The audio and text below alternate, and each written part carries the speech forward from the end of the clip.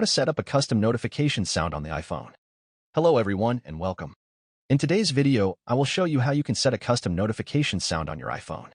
Apple has finally listened to the wishes of its users and added a very good feature. It is a custom notification sound that comes with the iOS 17.2 operating system. To set this up, we need to do the following. Open your browser and type free notification sounds. A large number of sites will appear from which we can download the notification sound. Choose one of these. I will choose the first one. Choose one of the audio tracks and download it to your device. After that, open the GarageBand application. The application is free, and you can download it from the App Store. Once the app is downloaded, open it and find the audio recorder section and tap on it. When the section has opened, tap on the button located third in the row on the left. After that, we will tap on the metronome icon. Now we will add our song. Tap the loop button and select the Files option from the top center menu. In this window, select the option at the bottom, which is Browse Items.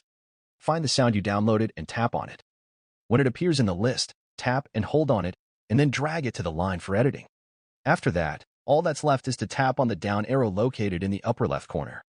Here we will select the My Songs option. In the next window, we will select the Recents option from the bottom menu.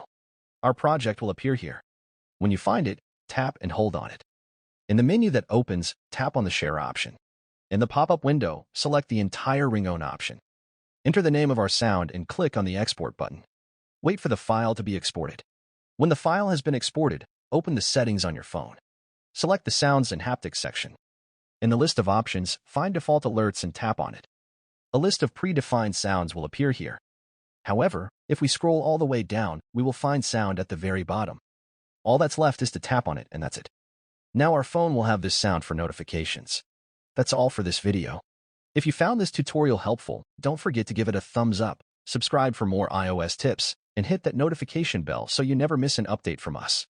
Thanks for watching, and I'll see you in the next one.